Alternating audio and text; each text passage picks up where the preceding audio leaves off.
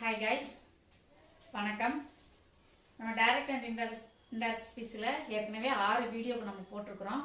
இதுக்கு முன்னாடி போட்ட வீடியோல எப்படி டென்ஸ் சேஞ்ச் ஆகுது, ப்ரொனவுன்ஸை நம்ம எப்படி சேஞ்ச் பண்ணணும், எந்தெந்த இடங்கள்ல டென்ஸ் சேஞ்ச் ஆகாது, ஆக்சிலரி வேர்ப்ஸ் எல்லாம் எப்படி சேஞ்ச் ஆகுது அப்படின்றத பார்த்தோம் இல்லையா. இன்னைக்கு லாஸ்ட் ரூல், 5வது ரூல் என்ன அப்படின்னா change of reporting verbs and conjunctions. Reporting verbs தெரியும் இல்லையா உங்களுக்கு. reporting verbs முதல்ல எடுத்தோடனே வரும்ல, he said, I am tired now. அதுல அந்த he said அப்படிங்கிறது தான் என்னது, அந்த said அப்படிங்கிறது தான் reporting verb இல்லையா. இப்ப இந்த டைரக்ட் அண்ட் இன்டைரக்ட் ஸ்பீச்ல 4 சென்டென்சஸ் இருக்கு. அந்த 4 சென்டென்சஸ்லயும் இந்த ரிப்போர்ட்டிங் வேர்ப் எப்படி வரும், கன்ஜங்ஷன்ஸ் எப்படி வரும், அந்த 4 சென்டென்சஸ்லயும் எப்படி வேரி ஆகுது, ஒரு சென்டென்சஸ்க்கு தகுந்த மாதிரி வேரி ஆகும் இல்லையா. எப்படியெல்லாம் வேரி ஆகுது அப்படின்றத இன்னைக்கு நம்ம என்ன செய்ய போறோம், பார்க்க போறோம். ஓகேயா. சரி, direct and indirect speech rule number 5, change of reporting verbs and conjunctions. There are 4 kinds of sentences. Sentences are 4 kinds. என்னது, first statements or declaratives. அது statements னு சொல்லுவோம் அல்லது declaratives னு சொல்லுவோம். ரெண்டாவது imperatives. Imperatives அப்படின்னா சொல்றேன் நானு. அடுத்து interrogatives, இது questions சரியா. அடுத்து exclamatory சரியா. அப்ப there are 4 kinds of sentences. இதுல statements அல்லது declaratives.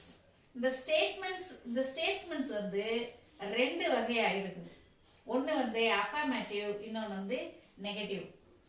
affirmativeல என்ன செய்யும், subject and verb agreement இருக்கும். புரியுதா. subject verb agreement உள்ளதுதான் affirmative statement. negative statement னா subject verb disagreement. அதாவது என்ன வரும் அப்படின்னா, disagreement னா என்னது, ஆப்போசிட்டா வரும் சரியா, நெகட்டிவா வரும். not அப்படிங்கிற அந்த வார்த்தை அதுல வரும். not வந்துச்சுன்னா ஸ்டேட்மெண்ட்லயே, ஸ்டேட்மெண்ட் சென்டென்ஸ்ல not வந்துச்சுன்னா நெகட்டிவ், not வரலைன்னா affirmative சரியா. அடுத்து imperative. இப்ப இதையே பார்த்துருவோம் நம்ம. சரி, இந்த affirmative negative இதுல இது என்னது, நம்ம ஏற்கனவே பார்த்தோம் இல்லையா. இப்ப உதாரணத்துக்கு he said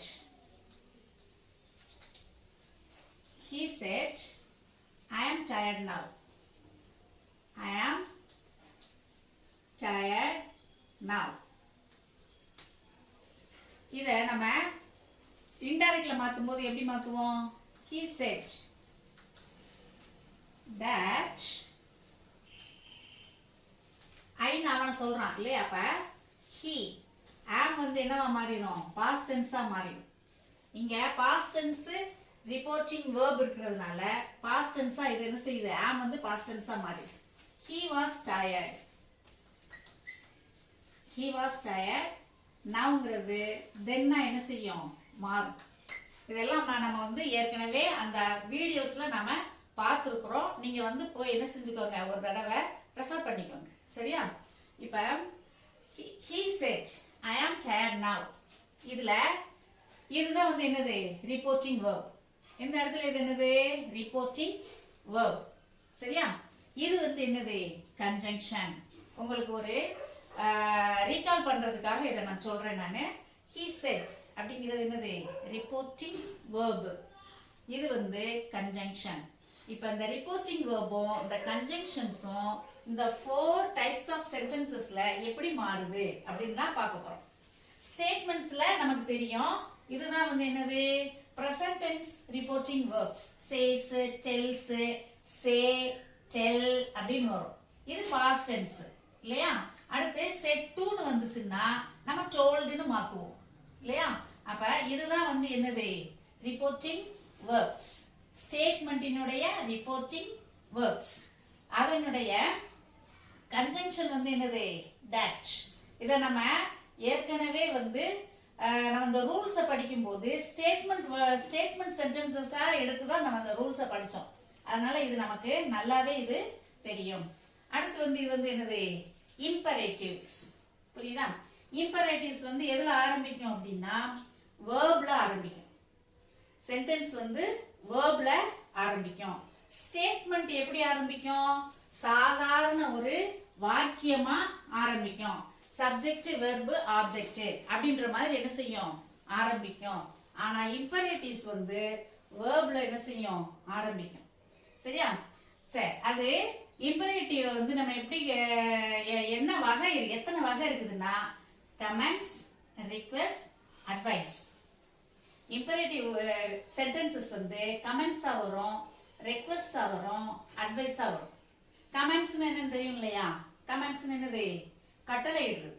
புரியுதா? யாரு யாருக்கு கட்டளை இடுவாங்க? அரசன் மக்களுக்கு அல்லது அரசன் அமைச்சர்களுக்கு, அரசன் தன்னுடைய படை தளபதிக்கு, இந்த மாதிரி எல்லாம் என்ன செய்வாங்க கட்டளை இடுவாங்க இல்லையா? நம்ம அந்த இதெல்லாம் பார்த்தோம் இல்லையா? ரம்யா கிருஷ்ணன் சொல்லுவாங்க இல்லையா, இதுவே என் கட்டளை. அது அந்த அம்மா ராணி இல்லையா, அதனால சொல்லும் இதுவே என் கட்டளை அப்படின்னு, என் கட்டளையே என் சாசனம் அப்படின்னு சொல்லு இல்லையா? அப்ப ராஜா வந்து கட்டளை இடுவார். அதே மாதிரி ஆர்மி, நேவி, ஏர்போர்ஸ், இந்த மூணுலயும் இருக்கிற higher officials, commander in chief சொல்லுவாங்க, லெப்டினன்ட், பிரிகேடியர், கேப்டன், இவங்கெல்லாம் இருப்பாங்க. இவங்கெல்லாம் வந்து ஹையர் அபிஷியல்ஸ். அவங்க வந்து தன்னுடைய ஜூனியர்ஸுக்கு வந்து என்ன செய்வாங்க கட்டளை இடுவாங்க. ஆர்மி மென்னுக்கு அவங்க கட்டளை இடுவாங்க. புரியுதா? அப்ப ஹையர் அபிஷியல்ஸ் வந்து ஜூனியர்ஸுக்கு கட்டளை இடுவாங்க. எம்ப்ளாயர் தன்னுடைய எம்ப்ளாயிக்கு கட்டளை இடுவாரு. ஹெச்எம் டீச்சர்ஸுக்கு கட்டளை இடுவாங்க. டீச்சர்ஸ் ஸ்டூடெண்ட்ஸ்க்கு என்ன செய்வாங்க கட்டளை இடுவாங்க. புரியுதா? கமெண்ட் பண்ணுவாங்க அல்லது ஆர்டர் பண்ணுவாங்க. ஆர்டர் தே கமெண்ட். மாஸ்டர் தன்னுடைய சர்வெண்ட்டுக்கு, சீஃப் தன்னுடைய சர்வெண்ட், பாஸ் தன்னுடைய சர்வெண்ட். புரியுதா? இவங்க கட்டளை தான் இடுவாங்க. சரியா? இவங்க வந்து ரெக்வெஸ்ட் எல்லாம் பண்ண மாட்டாங்க. இவங்கள்ட்ட கட்டளை தான் இருக்கும். சரியா? தன்னுடைய ஜூனியர்ஸ்ட். அடுத்தது ரிக்வெஸ்ட். அது மாதிரி நம்மளுடைய அம்மா கூட சில சமயங்கள்ல கட்டளை இடுவாங்க. புரியுதா? நம்ம கத்திட்டு கிடந்தோம்னு என்ன செய்வாங்க டோன்ட் ஷவுட் அப்படின்னு என்ன செய்வாங்க கத்தி பேசுவாங்க. அது வந்து கட்டளை. புரியுதா? அதையே வந்து ப்ளீஸ் டோன்ட் ஷவுட் அப்படின்னு சொன்னாங்கன்னா அது வந்து என்னது ரிக்வெஸ்ட். சத்தம் போடாதீங்கம்மா அப்படின்னு சொன்னா அது ரிக்வெஸ்ட். ஏய் சத்தம் போடாத அப்படின்னு சொன்னாங்கன்னா அது வந்து என்னது கட்டளை. அப்ப எல்டர் பீப்புள் வந்து யங்கர் பீப்புளுக்கு என்ன செய்வாங்க கட்டளை இடுவாங்க. அது சென்டென்ஸை பொறுத்து இருக்கு, அந்த டோனை பொறுத்து இருக்குது. அது கட்டளையா, ரிக்வெஸ்டா, அட்வைஸா அப்படிங்கறது டோனை பொறுத்து நம்ம அதை என்ன செய்யணும் கண்டுபிடிச்சு எழுதணும். சரியா? அடுத்து ரிக்வெஸ்ட். ரிக்வெஸ்ட்னா தெரியும் இல்லையா? யாரெல்லாம் ரிக்வெஸ்ட் பண்ணுவாங்க? சம வயசுக்காரங்க என்ன செய்வாங்க ரிக்வெஸ்ட் தான் பண்ணுவாங்க. சம வயசுக்காரங்க ரிக்வெஸ்ட் தான் பண்ண முடியும். கட்டளை எல்லாம் இட்டா போ அப்படின்னு சொல்லிட்டு போயிடுவோம் இல்லையா? அதனால ரிக்வெஸ்ட். புரியுதா? சம ஃப்ரெண்டு, உன்னுடைய ஃப்ரெண்டு, உங்க அம்மா கூட சில சமயங்கள்ல என்ன செய்வாங்க டே போயிட்டு வாடா, தயவு செய்து கடைக்கு போயிட்டு வாடா, please help me to by vegetables அப்படின்னு சொல்லி என்ன செய்வாங்க அவங்க சொல்லுவாங்க. அது ரிக்வெஸ்ட் பண்ணுவாங்க. அப்பா ரிக்வெஸ்ட் பண்ணுவாங்க. புரியுதா? சரி, அடுத்து அட்வைஸ். அட்வைஸ் யார் பண்ணுவா? அட்வைஸ் யார் பண்ணுவா? எல்டர் பீப்புள் நமக்கு என்ன செய்வாங்க? எல்டர் பீப்புள் யங்கர் பீப்புளுக்கு வந்து என்ன செய்வாங்க அட்வைஸ் பண்ணுவாங்க. டாக்டர்ஸ் அட்வைஸ் பண்ணுவாங்க, டீச்சர்ஸ் அட்வைஸ் பண்ணுவாங்க, பேரண்ட்ஸ் அட்வைஸ் பண்ணுவாங்க இல்லையா? சரி, அட்வைஸ் இவங்க எல்லாம் என்ன செய்வாங்க பண்ணுவாங்க. இந்த கமெண்ட்ஸ், ரிக்வெஸ்ட், அட்வைஸ் இதெல்லாம் வந்து என்னது இம்பரேட்டிவ் சென்டென்சஸ். சரியா? சரி, இதுல வந்து இந்த இம்பரேட்டிவ் சென்டென்சஸ்க்கு என்ன கிடையாது? கன்ஜங்ஷன்ஸ் கிடையாது. இந்த சென்டென்சஸ்ல கன்ஜங்ஷன்ஸ் கிடையாது, ஞாபகம் வச்சுக்கோ. புரியுதா? ஸ்டேட்மெண்ட்டுக்கு that அப்படிங்கிற கன்ஜங்ஷன் உண்டு. ஆனா இம்பரேட்டிவ்ஸ்க்கு கன்ஜங்ஷன்ஸ் கிடையாது. ஆனா நான் சொன்னேன் இல்லையா, இந்த சென்டென்ஸ் வந்து இம்பரேட்டிவ் சென்டென்ஸ் வந்து வேர்ப்ல தான் தொடங்கும்னு சொன்னேன் இல்லையா, அந்த வேர்ப் வந்து இன்ஃபினிட்டிவா மாறும். சரியா? இப்ப உதாரணமா டேக் யுவர் புக் அப்படின்னு சொல்லி சொன்னா அந்த டேக் அப்படிங்கிற வெர்ப்ல தான் ஆரம்பிக்குது. அந்த டேக்ங்கிறது டு டேக் அப்படிங்கிற இன்ஃபினிட்டிவா என்ன செய்யும்? மாறும். மேக் த கேக்ஸ் அல்லது பேக் த கேக்ஸ், அந்த பேக்ங்கிறது டு பேக் அப்படின்னு என்ன செய்யும்? மாறும். டு இன்ஃபினிட்டிவை எடுக்கும். verb takes to infinitive. சரியா? இதுதான் வந்து imperatives. அடுத்தது interrogatives. interrogativesனா question, asking question, asking question. புரியுதா? questions are of two types. One is yes or no type questions, another one is direct questions, that is called WH questions. Okay, yes or no questions. The yes or no question, how do we make yes or no questions? yes or no questions எப்படி வந்து அமையும்? yes அல்லது answer வந்து yes அல்லது no அப்படின்னு என்ன செய்யும்? வரணும். அப்ப நீ சாப்பிட்டியா? ஆமா சாப்பிட்டேன், இல்ல சாப்பிடல அப்படின்னு சொல்லி வரும் இல்லையா? இந்த மாதிரி தான் வந்து என்னது yes or no questions. அப்ப இது எதுல ஆரம்பிக்கும் அப்படின்னா ஆன்சிலரி வெர்ப்ல ஆரம்பிக்கிற questions. ஆக்சிலரி வெர்ப்ல ஆரம்பிக்கிற questions. இந்த ஆக்சிலரி வெர்ப்ஸ் ஏற்கனவே நம்ம ஒரு வீடியோல நம்ம போட்டிருக்கோம். புரியுதா? பி வெர்ப்ஸ் வந்து தெரியும்ல உங்களுக்கு, is, was, am, are, were. do verbs do, does, did. have verbs have, has. இல்லையா? அது தவிர will, would, can, could, shall, should, may, might. இது எல்லாமே வந்து எதுல ஆரம்பிக்கும்? ஆக்சிலரி வெர்ப்ல. இதுதான் ஆக்சிலரி வெர்ப்ஸ். இந்த ஆக்சிலரி வெர்ப்ஸ்ல क्वेश्चंस ஆரம்பிக்கும். அப்படியே ஆரம்பிச்சாதான் எஸ் அல்லது நோ அப்படிங்கிற ஆன்சர் என்ன செய்யும்? வரும். சரியா? அடுத்தது டைரக்ட் क्वेश्चंस. டைரக்ட் क्वेश्चंस அல்லது WH क्वेश्चंस னு சொல்லுவோம். WH னா WH அப்படிங்கிற எழுத்துல தொடங்குற क्वेश्चंस. அது என்னது? சாதாரணமானது. Who are you? What? Where? When? How? Which? இதெல்லாம் வந்து என்னது? WH ல ஆரம்பிக்கிற question word. இதுதான் சாதாரண question. சரியா? அப்ப டைரக்ட் questions. இப்ப அந்த yes or no questionsலயும் affirmative அப்படின்னு நெகட்டிவ் அப்படின்னு ரெண்டு டைப் இருக்கு. புரியுதா? questions affirmative. affirmativeல not இல்லாம இருந்துச்சுன்னா affirmative, நெகட்டிவ்ல வந்துச்சுன்னா not இருந்துச்சுன்னா அது வந்து என்னது? நெகட்டிவ். புரியுதா? உதாரணமா என்ன சொல்லுவோம்? will you go there அப்படின்னு சொன்னா அது affirmative question. புரியுதா? won't you go there, நீ அங்க போக மாட்டியா? won't. will not அதை சேர்க்கும்போது won't, அந்த not வந்துச்சுன்னா அது நெகட்டிவ். சரியா? அப்ப yes or no questionsலயேவும் affirmative இருக்குது, நெகட்டிவ் இருக்குது. அடுத்து direct questions.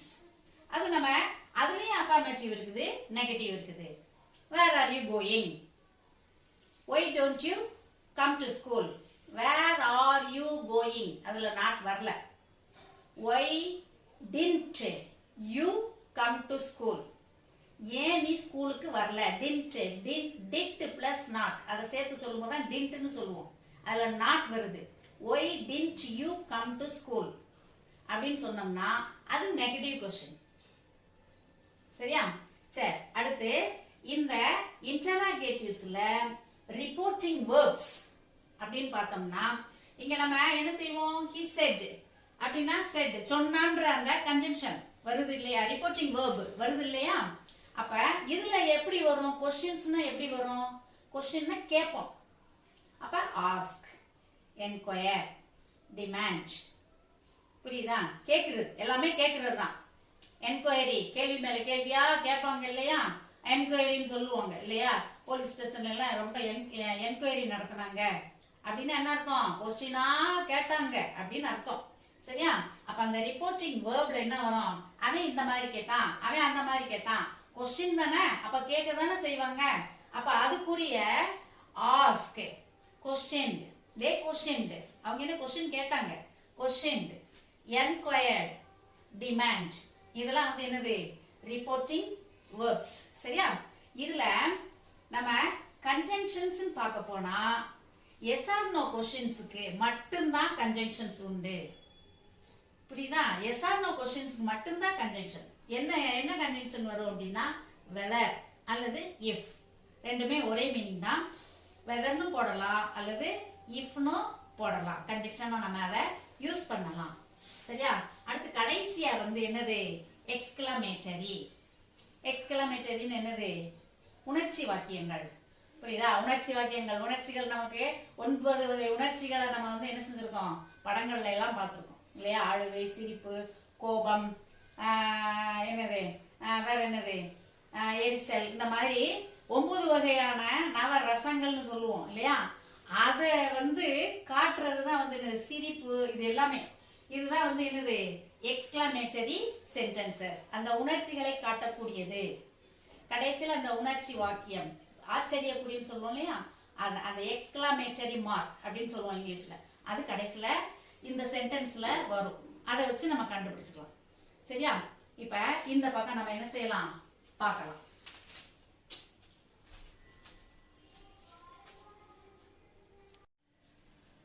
Next, fourth kind of sentence, exclamatory. எக்ஸ்கிளமேட்டரியில எக்ஸ்கிளமேட்டரி இப்ப சொன்னோம் இல்லையா? அதுல ரிப்போர்ட்டிங் வேர்ப்ஸ் என்ன என்ன அப்படின்னா, ரிப்போர்ட்டிங் வேர்ப்ஸ்னா தெரியும்ல? எக்ஸ்கிளைம்டு. புரியுதா? எக்ஸ்கிளைம்டு, அதாவது எக்ஸ்கிளமேட்டரிய எக்ஸ்கிளைம்டு அப்படின்னு சொல்லலாம். Acclaimed, applauded. அக்ளைம்டுனா கைத்தட்டுறது, அப்ளாடட்னா கைத்தட்டி பாராட்டி சொல்றது. சரியா? அந்த மாதிரி சென்டென்ஸ் வந்துச்சுன்னா நம்ம எக்ஸ்கிளமேட்டரி அந்த மாதிரி சென்டென்ஸ் கொடுத்தாங்கன்னா நம்ம வந்து ரிப்போர்ட்டிங் வேர்ப் வந்து அப்ளாடட் அப்படின்னு கொடுக்கணும். வெறுமனே கைத்தட்டினாங்க அப்படின்னா அக்ளைம்டு அப்படின்னு நம்ம என்ன செய்யணும்? எழுதணும் ரிப்போர்ட்டிங் வேர்ப்ல. அடுத்து டெக்ளேர்ட், அறிவிக்கிறது. அதே மாதிரி ஒண்டர்ட். ஒண்டர்ட்னா ஒரு பொருளை பார்த்து நம்ம அதிசயித்து சொல்றது. இந்த தாஜ்மஹால் எல்லாம் ரொம்ப அழகா இருக்கும், அப்ப பாரு எவ்வளவு அழகா இருக்குது அப்படின்னு சொல்றோம் இல்லையா?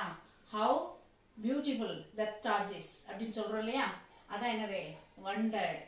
அடுத்து சர்ப்ரைஸ்ட். சர்ப்ரைஸ்ட் ஆச்சரியப்படுறது. அடுத்து விஷட், அவங்கள என்ன செய்யறது? வாழ்த்துறது, கங்க்ராச்சுலேஷன்ஸ். அதே மாதிரி கிரீட்டிங்ஸ், தேங்க்யூ, இந்த மாதிரி சொல்றதெல்லாம் வந்து என்னது? விஷட். அந்த மாதிரி சென்டென்சஸ் வந்துருந்துச்சுன்னா அதை நம்ம விஷட் அப்படின்னு என்ன செய்யணும்? எழுதணும். அடுத்து ப்ரேய்டு. அடுத்தது என்னது? ரெக்ரெட்டட், வருத்தம் தெரிவிக்கிறது. வருத்தம் தெரிவிக்கிற மாதிரி சென்டென்ஸ் வந்தா ரெக்ரெட்டட் அப்படின்னு ரிப்போர்ட்டிங் வேர்ப் எழுதி அந்த சென்டென்ஸை நம்ம மாத்தி எழுதணும். கிரைடு, ஷவுட்டட், கத்துறாங்க, அழுறாங்க, கத்தி அழுறாங்க அப்படின்னா ஷவுட்டட், கிரைடு. இந்த ரெண்டையுமே நம்ம என்ன செய்யலாம்? யூஸ் பண்ணலாம். சரியா? கிரைடுன்னு போட்டு அந்த சென்டென்ஸை நம்ம மாத்தி எழுதுறோம். புரியுதா? இந்த எக்ஸ்கிளமேட்டரிக்கு that தான் கன்ஜங்ஷன். that வந்து ரெண்டு சென்டென்சஸ்க்கு கன்ஜங்ஷனா வருது. என்னென்ன அப்படின்னா ஸ்டேட்மெண்ட்டுக்கும் கன்ஜங்ஷனா வருது, எக்ஸ்கிளமேட்டரிக்கும் கன்ஜங்ஷனா என்ன செய்யுது? வருது. சரியா? அப்ப இம்பரேட்டிவ்க்கு மட்டும்தான் நமக்கு என்ன கிடையாது? கன்ஜங்ஷன் கிடையாது. அடுத்து பாரு, ரிப்போர்ட்டிங் இதுல இந்த ரிப்போர்ட்டிங் வேர்ப்ஸ் ரிலேட்டட் கமாண்ட். இந்த கமாண்ட்னு சொன்னோம் இல்லையா? இம்பரேட்டிவ்ல கமாண்ட் கொடுக்கிறது, இவங்க எல்லாம் கமாண்ட் கொடுப்பாங்க அப்படின்னு சொன்னோம் இல்லையா? கமெண்ட்ஸ் இந்த வகையில கமெண்ட்ஸ் வந்து என்ன செய்யும்? வரும். பாருங்க, கமாண்டட், அந்த ஹையர் அத்தாரிட்டிஸ் அல்லது ஹையர் அபிஷியல்ஸ் வந்து கமெண்ட் பண்றது. அடுத்தது வந்து அவங்க ஆர்டர், அவங்களே தான் என்ன செய்வாங்க? ஆர்டர் கொடுப்பாங்க. அடுத்து த்ரெட்டன்ட் என்னது? பயமுறுத்துறது. புரியுதா? தீஃப் வீட்டுக்குள்ள வந்து என்ன செய்வான்? பயமுறுத்துவான். என்ன சொல்லுவான்? Remove all your jewels, bring out all your jewels அப்படின்னு சொல்லி என்ன செய்வான்? கத்திய காட்டி மிரட்டுவான் இல்லையா?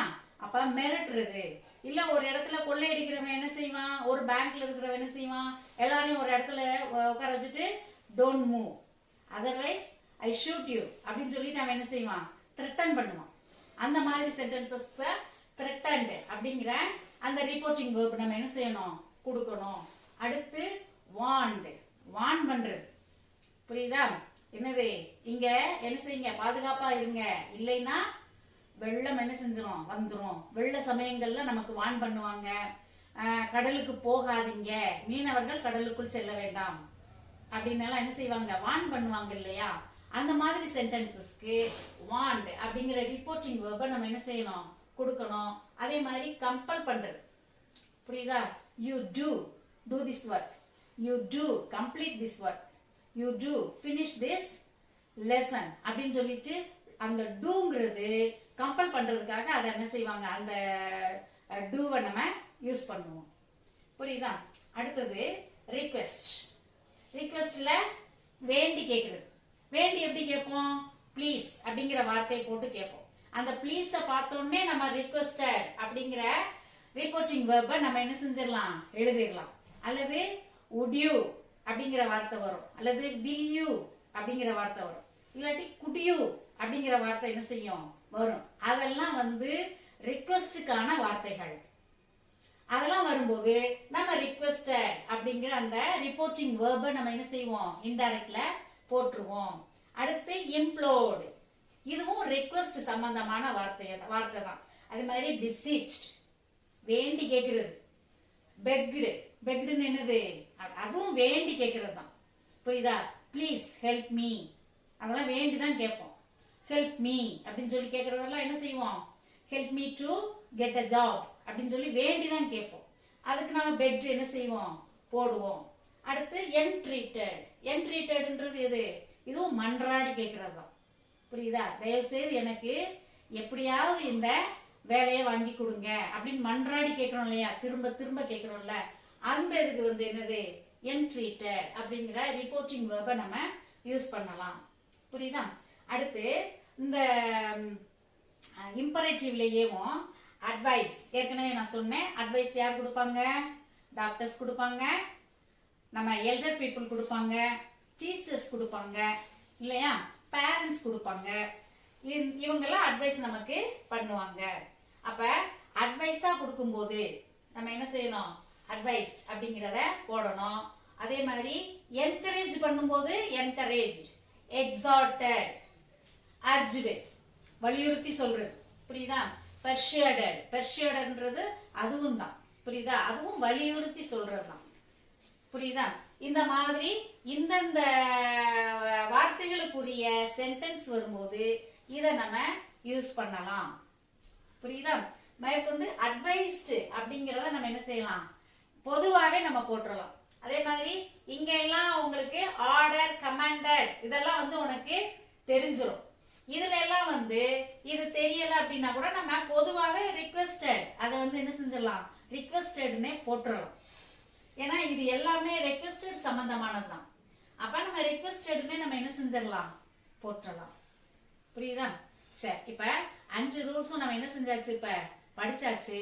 அடுத்து நம்ம வந்து ஸ்டேட்மெண்ட்ஸ்ல அஃபர்மேட்டிவும் நெகட்டிவ்ஸும் நம்ம என்ன செய்வோம், அடுத்து பார்ப்போம். ஸ்டேட்மெண்ட்டையும் அடுத்து சின்னதா உள்ளது வந்து நமக்கு வந்து இன்டராகேட்டிவ்ஸ், இந்த ரெண்டையும் ஒரே வீடியோவில் நம்ம என்ன செஞ்சிடலாம், பார்த்துடலாம். இம்பரேட்டிவ்ஸ் ஒரு வீடியோவும் எக்ஸ்கிளமேட்டரி அந்த ரெண்டையும் சேர்த்து நம்ம என்ன செய்வோம், ஒரு வீடியோவா மிக விரைவில் எதிர்பார்க்கலாம்.